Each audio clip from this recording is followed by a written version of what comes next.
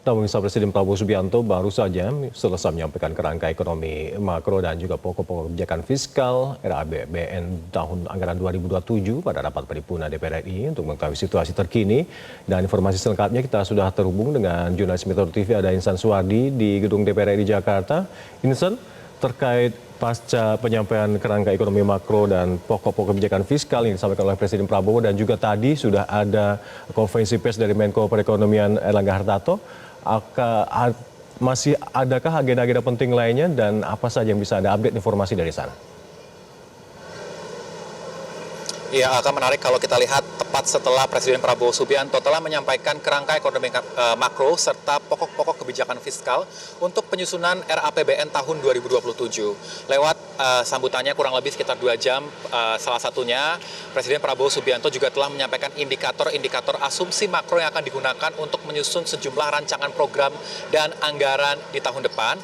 Tadi kalau kita telah simak dari kementerian dari lintas sektor perekonomian ini juga telah menyampaikan paparannya kepada awak media, dan yang salah satu yang menarik kami ikuti dari paparan Presiden Prabowo Subianto adalah concernnya terkait dengan adanya peristiwa ataupun fenomena under invoicing ataupun manipulasi data penyampaian transaksi perdagangan ekspor. Salah satunya Alka, kalau kita lihat memang dari concern Presiden Prabowo Subianto terkait fenomena under invoicing yang telah merugikan negara. Kami rangkum angkanya kalau kita melihat beberapa perkembangannya dalam 34 tahun terakhir misalnya. Data yang dibawakan oleh Presiden di hadapan parlemen bersama dengan tamu undangan dari tahun 1991 sampai dengan 2024. Angka under invoicing ini telah merugikan negara hingga 908 miliar US dollar, atau kalau kita asumsikan dalam kurs rupiah ini angkanya menimbulkan kerugian hingga 15.400 triliun. Artinya ini menjadi salah satu hal yang ditekankan oleh Presiden Prabowo Subianto bahwa ketahanan dari pengelolaan sumber daya alam Indonesia ini perlu diperbaiki dalam waktu dekat. Maka lewat sambutannya tadi telah disampaikan Presiden Prabowo Subianto dalam mengenalkan peraturan pemerintah terkait dengan tata kelola sumber daya alam khususnya untuk aktivitas ekspor, di mana Presiden menyampaikan di depan anggota parlemen akan memerintahkan dalam aktivitas ekspor nantinya akan ditunjuk satu badan di bawah badan usaha milik negara yang akan memiliki tanggung jawab untuk menjadi pintu utama aktivitas ekspor yang dapat meminimalisir terjadinya fenomena under invoicing dalam beberapa waktu ke depan.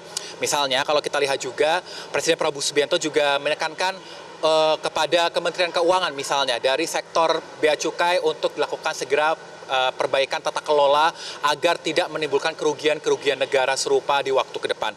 Tidak hanya itu Alka, kalau kita lihat dari tata kelola ekspor sumber daya alam ini juga selain melibatkan kerugian negara yang cukup tinggi, Presiden Prabowo Subianto pun juga berharap agar nantinya Indonesia mampu menjadi price setter ataupun penentu harga atas seluruh komoditi ekspor yang dikirim ke global.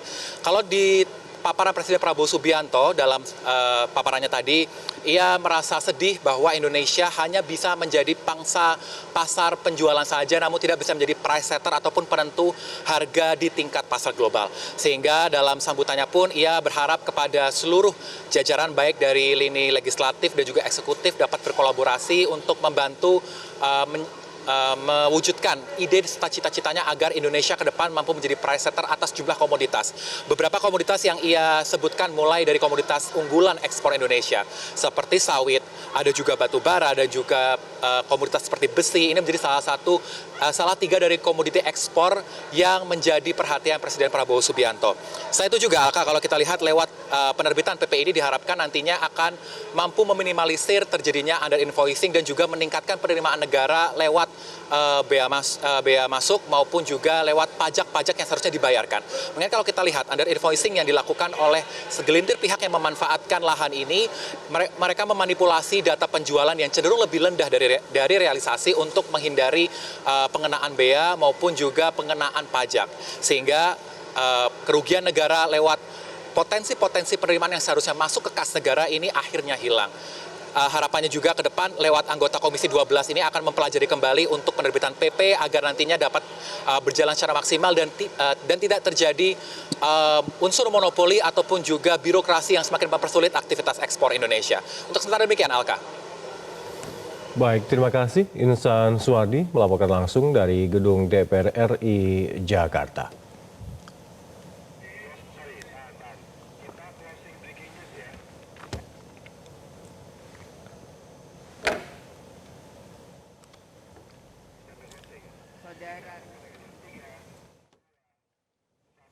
Jelajahi cara baru mendapatkan informasi. Download Metro TV Extend sekarang.